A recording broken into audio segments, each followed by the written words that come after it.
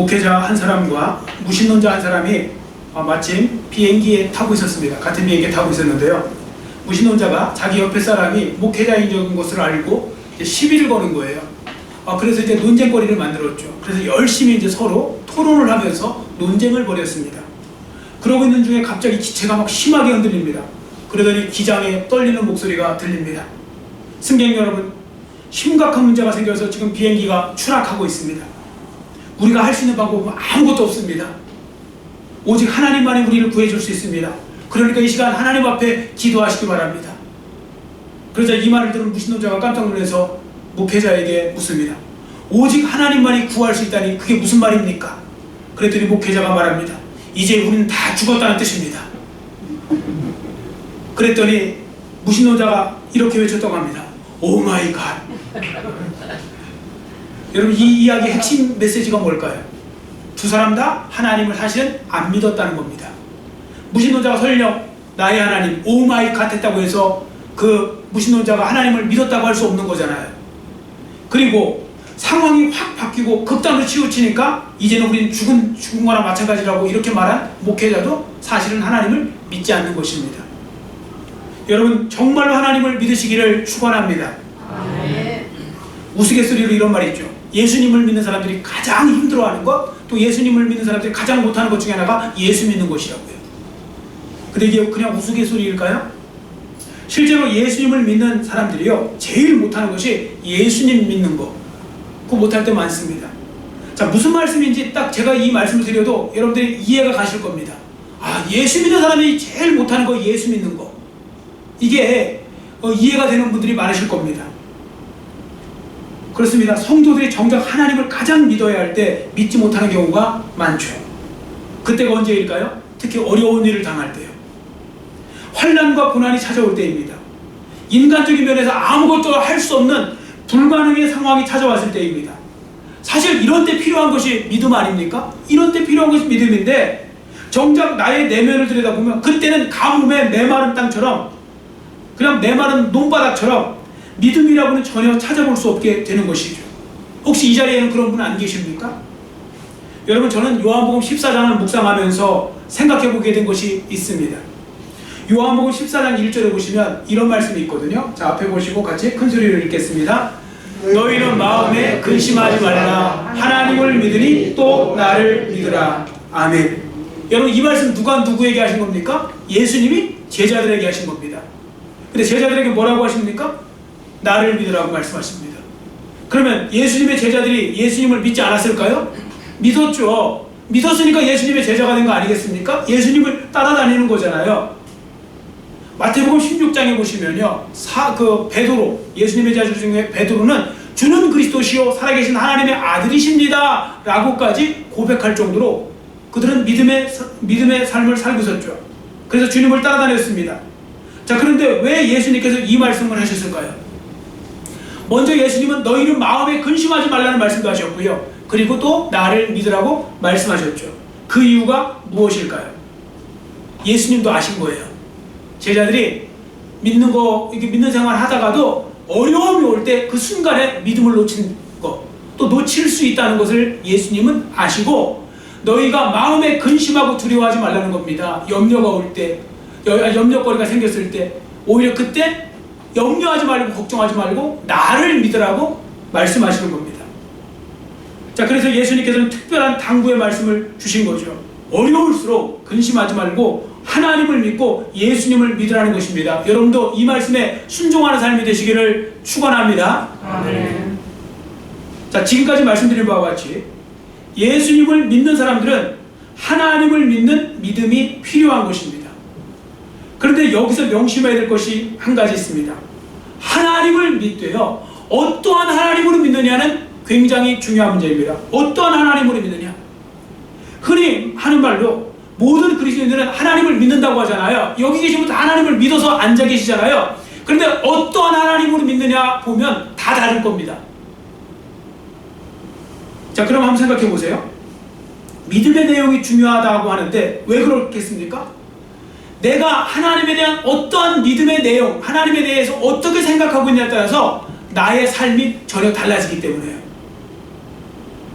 자, 예를 들어서 그럴 일이 없겠지만 하나님을 무능한 하나님으로 믿는다면 나는 무능하게 행동할 것입니다. 하나님을 작은 하나님으로 생각한다면 나는 작게 행동할 것입니다. 하나님을 크신 하나님으로 믿는다면 그 사람은 크게 행동하게 될 것입니다. 그래서 성도들에게 하나님을 어떠한 하나님으로 믿느냐 너무나 중요한 거니까 이 시간에 한번 잘 생각해 보시기 바랍니다. 나는 하나님에 대해서 어떠한 믿음을 가지고 있을까? 어떠한 하나님으로 믿고 있을까? 자, 결론은 이렇게 되셔야 됩니다. 하나님을 믿으시되 크신 하나님으로 믿으셔야 됩니다. 여러분, 크신 하나님으로 믿으시기를 축원합니다. 그리고 이 말씀은 하나님은 작으신데 굳이 크신 하나님으로 설정해 놓고 그렇게 믿으라, 억지로 믿으라, 뭐 그런 말이냐? 그거 아닙니다. 거꾸로입니다. 거꾸로. 반대로. 많은 사람들이요, 지금 하나님의 크심을 알지 못해서 자꾸 자기가 크신 하나님을 작게 만들어 놓기 때문에 여러분의 하나님을 크신 하나님으로 여러분들이 그렇게 믿고 또 그렇게 섬기고 나가야 한다는 것을 지금 말씀드리는 것입니다. 자, 그럼 여러분에게 한번 질문을 드려보겠습니다. 여러분, 지금 여러분이 아버지라고 부르시는 하나님을 여러분은 정말 크신 하나님으로 믿으십니까? 네. 대답의 크기를 보면 아니라는 걸 여러분들이 아시겠죠? 자, 다시요. 지금 여러분이 아버지라 부르시는 하나님을 참으로 크신 하나님으로 믿으십니까? 네. 크신 능력의 하나님으로 믿으십니까? 네. 정말 확신 갖고 대답하셔야 돼요. 많은 사람들이 엉터리 갖고는 막 얼마나 대답을 잘하는지요. 예전에 하도 그냥 저보고 가보자고 그래갖고 안 가면 교회 안 나오실 것처럼 해갖고 제가 한번 다단계에 한번 갔던 적이 있거든요. 거기를 한번 가달라고 그래갖고 그래서 가서 제가 다단계 구경을 한번 해봤어요. 세상에 제가 볼 때는 그 말도 안 되는 말을 처음부터 끝까지 하는데도 와, 거기 웬 그리스도인들이 그렇게 많아요? 아멘을 해요. 아멘을. 가보세요. 아멘 한다니까요. 예수 믿는 사람들이 거기 그렇게 많아요. 그러면서 막 아멘 하는데 제가 볼 때는 하나도 말이 되는 게 없더구만요. 여러분 주위에서 다단계로 성공한 사람 보셨습니까? 없습니다. 다 장난인 거거든요. 논리의 모순인데도 제가 볼 때 다 엉터리고 또구만요. 거기에만 목숨 걸고 아멘하고 있어요. 근데 그 사람들이 교회에 오면 아멘을 안 해요. 여러분, 하나님이 여러분의 크신 하나님이심을 믿으시기를 축원합니다. 아멘.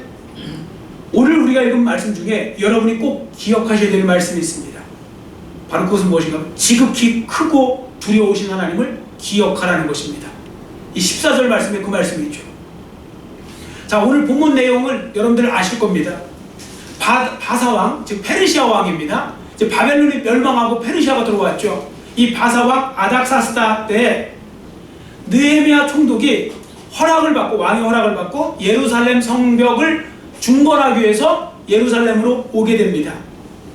그리고 그들이 와서 백성들에게 한 말이 뭐냐면 대적자들을 두려워하지 말고 지극히 크시고 두려우신 하나님을 기억하고 형제와 아내와 자녀와 집을 위해서 싸우자고 지금 오늘 이 말씀을 하고 있는 것입니다. 왜 그런가 하면요, 이 예루살렘 성벽 중건할 때 대적자들이 많았어요. 그 대표자가 누구냐면 도비야, 산발락, 아람 사람 게셈, 아라비아 사람 게셈이 그렇게 그 세 사람 중심으로 해갖고 그 많은 대적자들이 유다의 성벽, 유다인들이 성벽을 건설하는 걸 방해를 했거든요. 예루살렘 성벽 건설하는 것을. 자, 그때 의기소침하지 말고 이 성벽을 중건하게 허락하신 분은 하나님이시니까 담대하게 맞서 싸우자. 주눅들지 말고 겁먹지도 말고 염려하지도 말고 우리 반드시 싸우면 이기게 해줄 것이다. 이렇게 권면을 촉구하고 있는 것입니다. 자, 왜 그랬는가 하면요, 자, 10절 11절을 보세요. 10절 11절을 보시면 예루살렘 성을 재건하려 모인 유다 사람들이 대적들에 의해서 낙심하였고 더 나아가 죽을까봐 두려워하고 있다는 사실을 우리가 찾아볼 수 있거든요. 자, 본문 10절 11절 말씀을 우리 한번 같이 읽겠습니다.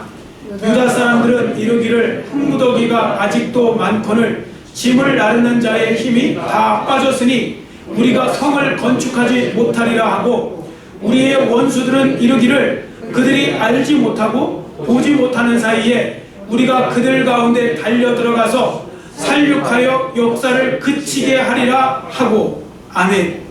여러분, 대적자들의 그 특징을 아셔야 됩니다. 대적자들은요, 멸망시키려고, 무너뜨리려고 수단과 방법을 가리지 않습니다. 이간질하는 건 기본이고요. 또 여기서 뭐라고 했는지 아십니까? 여우가 올라가도 무너질 거다. 그런 식으로 만들려면 아예 처음부터 하지도 마라. 이런 식으로 공격을 합니다. 그리고 그래도 말 안 듣잖아요? 우리가 가서 일하는 사람 죽일 수도 있어. 이런 식으로 공격을 합니다. 그냥 막 총공격을 하는 것입니다. 그러면요, 그 많은 사람들이 그 말을 듣고 위축이 돼요. 두려움을 갖게 돼요. 그래서 오늘 본문에 보세요. 유다인들이 정말 이거 우리 성 건설 못할걸? 성벽 건설하는 거 힘들걸? 우리가 정말 할 수 있을까? 되려면 벌써 이렇게 이 정도가 아니고 더 잘 됐을 텐데? 뭐 이런 식으로 해갖고 자꾸 스스로 무너져 버립니다. 그런데요, 본문에 보시면 유독 한 사람만 유다 사람들과 달랐습니다. 그는 두려워하지 않았습니다. 담대했습니다. 그 사람이 누군지 아십니까? 느헤미야 총독입니다. 참, 지도자가 한 사람이 바로 선다는 건 이거 정말 중요한 거예요. 여러분, 어렵고 힘든 일 있을 때요, 사람 한 사람 한 사람 다 중요하지만 지도자 한 사람이 바로 서고 바로 판단하고 담대하게 서는 건 정말 중요한 문제가 되는 것입니다. 느헤미야 총독이 바로 그 사람이었습니다. 자, 그러면 느헤미야 총독은 어떻게 그렇게 담대할 수 있었을까요? 그것은 총독 느헤미야가 하나님을 크신 하나님으로 믿고 살았기 때문에 그것이 가능했던 것입니다. 저는 느헤미야서를 묵상하면서 깨닫게 된 것이 있는데, 그것이 무엇인가 하면요, 느헤미야는요, 잘 들으세요, 처음부터 끝까지 크신 하나님을 결코 놓치지 않았어요. 그리고 느헤미야에게는 언제든지 크신 하나님이었습니다. 작으신 하나님이 없었습니다. 자, 우리 한번 찾아서 읽겠습니다. 느헤미야 1장 5절. 느헤미야 1장 5절 말씀을 우리 한번 찾아서 읽습니다. 에어컨 좀 꺼주세요. 느헤미야 1장 5절 같이 읽겠습니다. 이르되 하늘의 하나님 여호와 크고 두려우신 하나님이여, 주를 사랑하고 주의 계명을 지키는 자에게 언약을 지키시며 긍휼을 베푸시는 주여 간구하나이다. 아멘. 자, 이 말씀을 보시면 느헤미야는요, 멀리 이국 땅인 바사 제국에 살 때의 이야기입니다. 이때 지금 크신 하나님을 묵상하고 있죠. 하나님을 크신 하나님이라고 부르고 있죠. 자, 그리고 시간이 흘렀습니다. 이제는 고국으로 돌아왔습니다. 그리고 예루살렘 성벽을 지금 중건하고 있는 중입니다. 자, 그런데도 느헤미야는 여전히 그에게 하나님은 크신 하나님이었다는 것입니다. 환경이 바뀌어도요, 느헤미야에게 있어서 하나님은 변함없이 크신 하나님이었습니다. 자, 예를 들어 볼게요. 느헤미야 1장 보시면, 우리가 1장 5절을 읽으셨잖아요. 1장 보시면 느헤미야가 바사 제국에서 승승장구하던 모습이 나옵니다. 여러분, 가볍게 보시면 안 됩니다.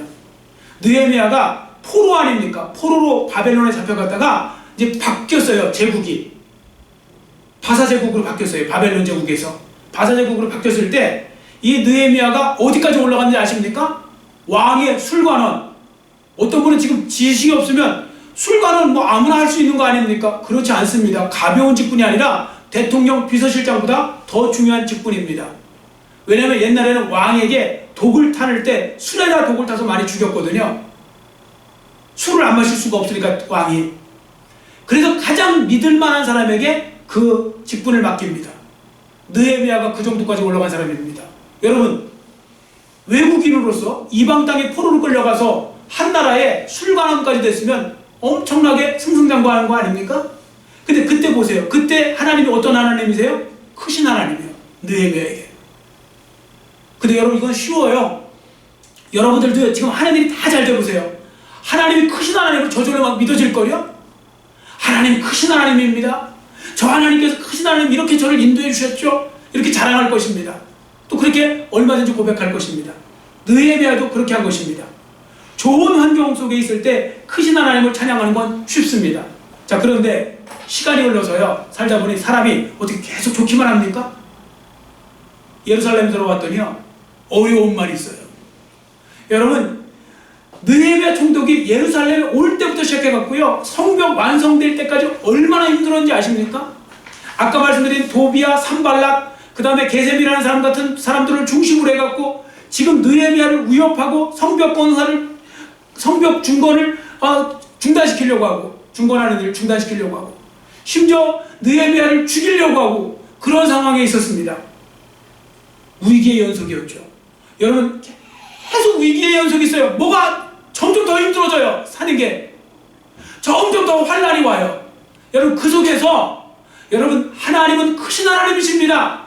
이렇게 묵상하기 쉬울까요? 어려울까요? 질문을 드린 거예요. 대답해 보세요. 여러분 경험담, 옆 사람 이야기하지 마시고 여러분의 경험담. 여러분, 뭐 일이 계속 안 돼요. 점점 더 어려워져요. 점점 더 꼬여가요. 힘들어요. 그 속에서 하나님은, 나의 하나님은 크신 하나님. 묵상하기 쉬운 거 아닙니다. 그렇게 믿기 쉬운 거 아닙니다. 그런데요, 느헤미야는 그렇게 믿었다는 것입니다. 그런데 더 놀라운 사실은 뭔지 아세요? 조금 전에 느헤미야 1장 5절 말씀 읽으셨죠? 하나님을 무슨 하나님이라고 하셨죠? 크신 하나님 그랬죠. 크신 하나님. 근데 여러분, 오늘 보면 14절을 보세요. 14절 뒷부분을 보세요. 뭐라고 하십니까? 크고 두려우신 주님, 이렇게 나왔죠? 크고 두려우신 하나님. 자, 그 앞에 한 단어가 더 나오죠? 수식어. 뭡니까? 지극히. 아직도 감동이 안 되세요? 아직도 깨달음이 없으세요? 여러분 잘 보세요. 승승장구할 때, 모든 일이 형통할 때 크신 하나님, 이거 잘한 거잖아요. 근데 어려운 일을 당할 때는 사람들이 크신 하나님을 생각 못 하잖아요. 근데 느헤미야는 반대예요. 더 크신 하나님을 생각하는 거예요. 그래서 앞에서는 승승장구할 때는 크신 하나님이라고 하더니 이제는 더 크신 하나님, 즉 지극히 크신 하나님이라고 지금 고백하고 있다는 것입니다. 우리도 이것을 배우기를 축원합니다. 아멘. 여러분과 제가 이거 꼭 배웠으면 좋겠습니다. 어려워요? 지금 힘들어요? 더 크신 하나님. 더 힘들어요? 더 크신 하나님. 이렇게 믿고 나가면 되는 겁니다. 그게 바로 승리하는 비결이더라고요. 느헤미야는 어려울수록 더 크신 하나님을 붙잡더라는 것입니다. 자, 저를 따르시기 바랍니다. 나의 하나님은 지극히 크고 두려우신 하나님이십니다. 아멘. 제가 썰렁한 이야기 하나 해드릴게요. 어느 날 예수님께서요, 난생 처음으로 골프를 치시기 위해서 필드에 나가셨습니다. 골프를 이제 처음 쳐보시는 거예요. 그래서 물어보신 거예요. 이거 어떻게 치는 거냐고. 그랬더니 그 캐디가 말합니다. 일단 저 앞에 예수님 깃발이 보이시죠? 거기 최대한 가까이 붙이셔야 됩니다. 그래서 가까이 붙였어요. 가까이 붙여서 5cm 앞에다 붙여놓으셨어요. 그래서 예수님이 또 물어보세요. 그 다음에 어떻게 해야 되냐? 이제는 홀에다가 집어넣으면 어떻게 타수가 어떻게 되는 겁니다 하면서 홀에다 집어넣으라고 했습니다. 그래서 이제 예수님이 집어넣으시는데, 예수님이 집어넣으신 다음에 하시는 말씀이 이거예요. 캐디에게. 아니 그럼 진짜 홀에다 집어넣으라고 하지. 왜 홀에다 가까이 붙이라고 했느냐고. 아니 홀에다 집어넣으라고 했으면 집어넣었을 텐데 내가. 이게 무슨 말일까요? 무슨 말씀인지 아시겠죠?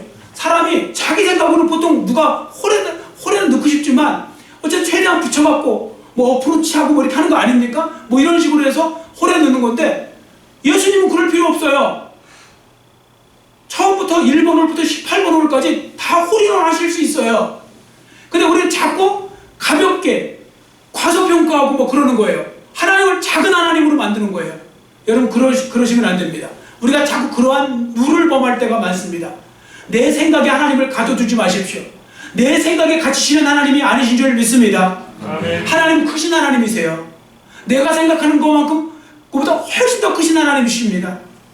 그래서 나도 모르는 사이에 하나님을 작은 하나님처럼 대우해드리는 것은 아닌지 잘 생각해 볼 필요가 있습니다. 그래서 그 유명한 이야기가 있는 거예요. 알렉산더 대왕 이야기인데요. 알렉산더 대왕이 이제 한참 세계를 이제 제패하지 않았습니까? 그 유럽 대부분 인도까지 점령해 나갔잖아요. 그러다가 그 알렉산더의 참모 역할을 했던 노 장수가 있었습니다. 이제 노인 되신 분이 있는데, 그 연로한 장수 한 분이 이제 너무 힘들어서 이제 전역하겠다고 그랬어요. 그랬더니 알렉산더 대왕이 너무 고마운 거예요. 그동안에 자기 참모 역할도 해주고 그래서 그럼 내가 전역 기념으로 선물 하나 해줄 테니까 소원을 말해봐 한 거예요. 그랬더니 이 연로한 장수께서 하시는 말씀이 나라를 하나 달라고 했어요. 나라.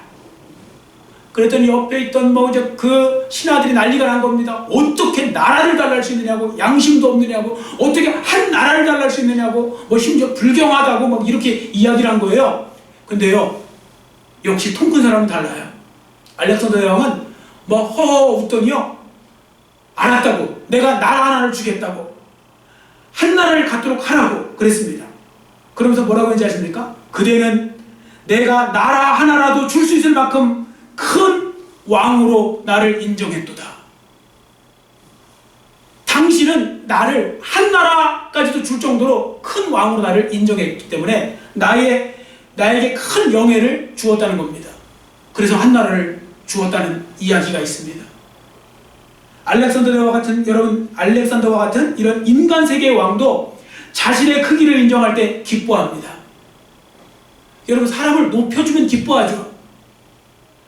왕의 크기를 인정해 주니까 왕이 기뻐해서 나라를 주었는데요. 그러면 하물며 하늘에 계신 하나님을 우리가 크신 하나님으로 믿지 못한다면 얼마나 서운하시겠습니까? 여러분, 우리는 기도할 때 하나님을 전지전능하신 하나님이라고 부르지 않습니까? 하나님은 바다와 육지를 지으시고 해와 달과 수억만 개의 별들을 지으신 하나님으로 우리 고백하지 않습니까? 그러나 실제 생활에서는요, 하나님을 나의 머리로 생각하는 만큼의 하나님으로 제한시켜 버립니다. 우리는 말로만 전지전능하신 하나님, 무소부재하신 하나님이라고 기도하면서도 정작 삶에서는 하나님을 내 생각대로 힘이 없는 작은 하나님으로 제한하며 사는 경향이 많습니다. 여러분은 그렇게 살지 마시고 하나님을 크신 하나님으로 믿으시기를 축원합니다. 아멘. 그래서 기도하실 때마다 크신 하나님을 묵상하세요. 저도 새벽에 기도하면서 항상 먼저 하는 거 있습니다. 하나님에 대해서 수식어를 붙이면서 하나님을 묵상합니다. 크신 하나님을. 창조주 하나님, 구속주 하나님, 운행자가 되시는 하나님, 뭐 이런 식으로. 왜냐하면 크신 하나님이 성경적인 하나님이시기 때문이죠. 여러분, 제가 성경을 읽으면서 제대로 느꼈던 거 하나가 있는데요. 이스라엘 백성들이나 또 이스라엘 백성 중에서 또 위대한 신앙의 인물들 있잖아요. 뭐 아브라함과 같은 사람들. 자, 그런 사람들이 위험에 빠질 때가 있습니다. 또 이스라엘 백성들이 위험에 빠질 때가 있습니다. 그러면 그때 하나님께서요, 선지자를 통해서 역사하시는 방법 중에 하나가 뭐냐면 크신 하나님을 소개하는 거예요. 그 중에 하나가 바로 천지의 창조주가 되신다는 사실을 보여주십니다. 또 말씀해 주십니다. 자, 예를 들어 볼게요. 이사야 40장에 보시면, 이사야 40장에 바벨론 포로 생활 속에서 고통당하고 있는 사람들에게 반드시 그들이 바벨론 포로 생활로부터 돌아올 것을 미리 말씀해 주세요. 미리. 하나님은 얼마나 좋으신 하나님이신지 몰라요, 여러분들. 잡혀가기 전에 미리 말씀하세요. 잡혀가기 전에도 미리 말씀하시는 하나님이세요. 자, 그 말씀 중에 하나가 바로 뭐냐면 이겁니다. 이사야 40장 26절 앞에 보시고 같이 읽겠습니다. 너희는 눈을 높이 들어 누가 이 모든 것을 창조하였나 보라. 주께서는 수요대로 만상을 이끌어내시고 그들의 모든 이름을 부르시나니 그의 권세가 크고 그의 능력이 강함으로 하나도 빠짐이 없느니라. 아멘. 여러분, 이 내용이 대충 이거예요. 만약에 이제 포로 생활을 갔어요. 앞으로 이제 포로가 됐습니다. 포로 생활 70년 적은 거 아닙니다. 우리나라 일제 치하 36년도 어마어마하게 길었는데 70년입니다. 그러다 보면 사람들이 믿음이 식어지고요. 그리고 우리는 이대로 영원히 종살이하다 말겠지. 이런 생각을 할 때 하나님의 말씀을 기억하는 겁니다. 하나님께서 다시 돌이키겠다는 겁니다. 바벨론 포로로부터 돌아오게 하겠다는 겁니다. 그럼 그게 안 믿어지잖아요. 아니, 어떻게 지금 이게 가능합니까? 할 때 바깥에 나가서 하늘을 보라는 겁니다. 하늘에 있는 수많은 별들을 보라는 겁니다. 그리고 이 별들을 누가 만드셨나 보라는 겁니다. 그러면 여호와 하나님이 만드셨다고 고백할 거 아닙니까? 그 어마어마한 우주를 만드신 하나님이 나와 함께 계시다면 이 불가능한 상황도 인간적인 면에서 불가능한 상황이지 얼마든지 회복될 수 있다는 것을 믿게 되는 믿음이 생겨나는 것입니다. 그래서 여러분, 제가 조금 전에 말씀드렸잖아요. 크신 하나님 묵상하시라고요. 그럼 달라져요. 이스라엘 백성들도 크신 하나님을 묵상한 다음에는 곧바로 가능합니다. 가능합니다. 이렇게 되는 거죠. 그리고 실제로 돌아왔죠. 하나님은 약속하신 그대로 응답하시는 하나님이시죠. 여러분, 어떤 여자 집사님이 계셨는데, 여집사님이 계셨는데 믿음이 참 좋아 보입니다. 이분은 어려운 일이 있어도 항상 평안해요. 그래서 어느 날 한 집사님이 그 여자 집사님을 칭찬하면서 이렇게 말씀하셨다고 합니다. 집사님, 제가 볼 때 참 집사님은 큰 믿음을 가지고 갔습니다. 어쩌면 그렇게 어려운 일이 있어도 그렇게 하나 내색 하나 하지 않고 항상 얼굴에 그 평안함이 있으십니까? 그랬더니요, 그 여자 집사님이 이렇게 말씀하셨대요. 아유, 집사님, 제가 큰 믿음이 있는 건 아니고요, 저는 뭐 믿음이 얼마나 크겠습니까? 근데요, 제가 크신 하나님을 믿어요. 크신 하나님. 그저 크신 하나님을 믿는 작은 믿음을 가지고 있을 뿐이에요. 근데 여러분, 이게 얼마나 중요한 내용인지 아십니까? 그래서 누군가 말한 것처럼 큰 믿음을 갖는 것도 중요하지만요, 당연히 큰 믿음을 가지면 좋죠. 그러나 더 중요한 건 뭐냐면 내가 믿는 그 하나님을 크신 하나님으로 믿는 거예요. 여러분, 잘 생각해 보세요. 여러분이 믿음이 완벽하게 100%예요. 근데 여러분이 믿는 그 믿음의 대상인 하나님이 여러분만도 못하다, 그렇게 믿으면 무슨 의미가 있습니까? 믿음의 내용이 그래서 중요한 거예요. 그래서 여러분, 단지 큰 믿음이 아니라 크신 하나님에 대한 믿음이 중요한 것입니다. 여러분, 크신 하나님에 대한 믿음을 가지시기를 축원합니다. 아멘. 지금 우리가 살고 있는 이 코로나19 시대, 크신 하나님에 대한 믿음을 더욱더 필요로 하는 것 같습니다. 그만큼 불안하고 근심과 염려가 많은 세상이 되어버렸죠. 여러분, 지금 두려우십니까? 근심과 염려에 매여 있습니까?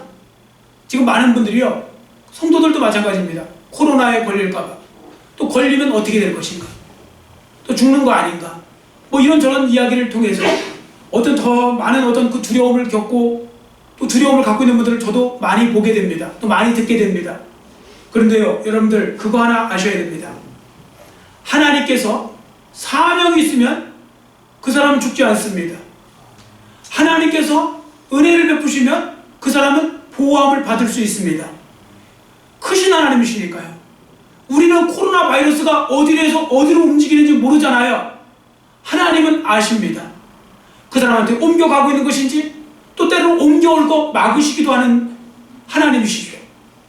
그러니까 하나님을 믿으면요, 하나님을 믿고 우리가 하나님 안에서 맡겨진 일을 감당하며 나가면 하나님을 지켜주실 거 믿고 나가는 거 중요한 겁니다.